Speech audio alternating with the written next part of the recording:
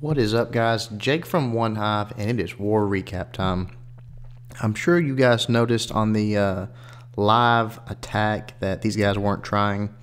They weren't filling their clan castle troops and basically not attacking.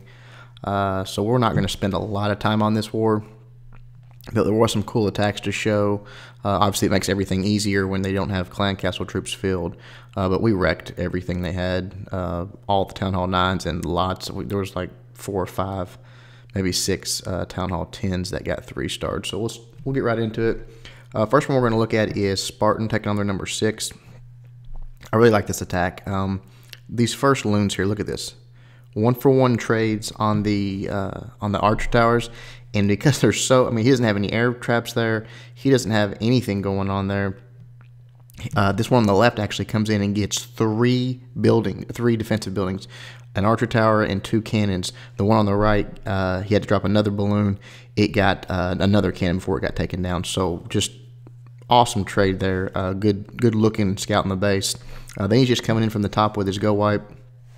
It comes in real easy. Takes the queen out. Then it's keeping them rage, moving right into the core.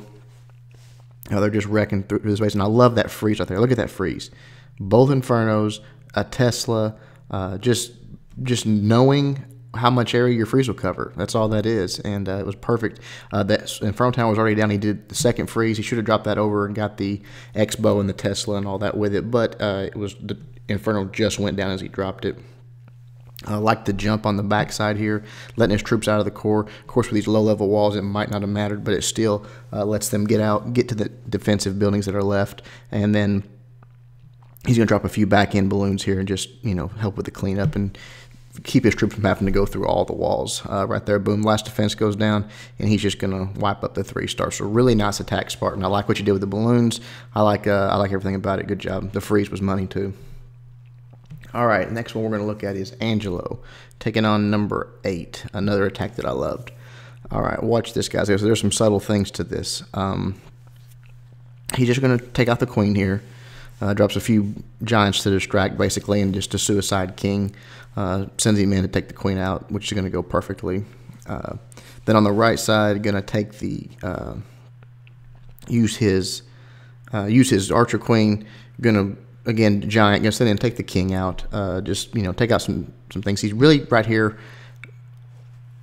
and you're gonna see it with these balloons right here. He's gonna create this funnel to where right here he's taking out these 3 defenses, and now when he sends his hogs in from the top, they're going to the core.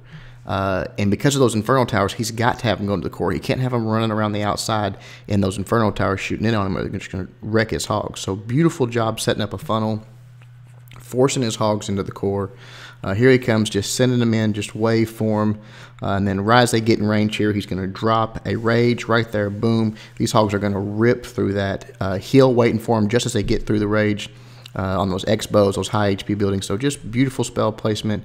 Really nice job directing your hogs there. Had he not done that with the balloons, the hogs could have easily skirted around the outside of the base, and those Inferno Towers would have just wrecked them. So great planning. A few balloons up here just to cap that side so the hogs don't have to work their way all the way back up there. Those defenses go down. And then right here, just, the hogs going to finish at the last few defensive buildings. They're going to have to run back and get the archer tower because the airmine took out those balloons there. And at this point, it's just going to be cleanup time. So again, just a well thought out, well planned. Again, these attacks are easier because of the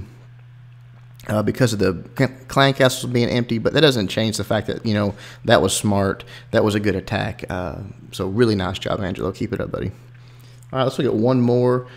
Keo take it on their number 16. And here you go. Here's something new for you guys. How about, whoops, that was 15, 16. How about Raiden with absolutely no heroes? Hogging this base, and instead of a hero or whatever to take out this queen, he uses a couple of Valks. Kind of messed up and didn't create his funnel just right. So the Valks almost stray off here in a minute, you'll see. But the queen was pulled out and already engaged, so she kind of ran over, shot one of them. They ran back in and took her out. Right here, the Valks go down, and you see they're going to start running to these trash buildings over here because they're right next to each other, and that attracts Valks. So after that goes down, they're about to move on, but the queen takes a shot at him, brings him in. She's just got a little bit of life. One swing, boom, she's gone. Here come the hogs. It was close, but it did work. So that was a pretty neat idea of switching it up, using something when you didn't have any heroes to take out the queen, just using a few Valks like that. And then from here, the hogs are just going to work their way through the base. These guys, I don't know what they're... I get maybe they're not really war people. I don't know. I mean, obviously they're not, but they're not. They don't understand hogs and things because a lot of their bombs were on the outside of the base. We'll start to fast forward here, as you'll see as he starts cleaning up. As some cleanup troops run around the outside, they'll get like a giant bomb will go off. So I don't know. Pretty crazy. Pretty boring war. I wish we hadn't got matched up with them, but you don't get to choose who you fight, unfortunately. We'll fast forward.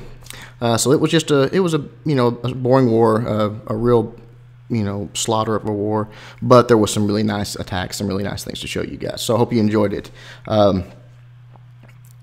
One thing I wanted to mention that I forgot to in the last video is, I don't know how many of you guys out there know about Scotty and Boaz and Boneyard. They have a Clash of Clans podcast, and Boaz from that podcast interviewed me.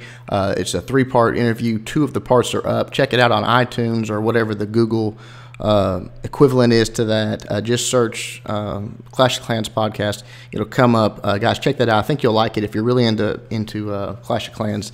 They talk about all kinds of stuff, whether it be pushing, farming, wars, just the game in general. So check that out. Hope you guys liked the video. Till next time, Jake from OneHive reminding you guys to suck less.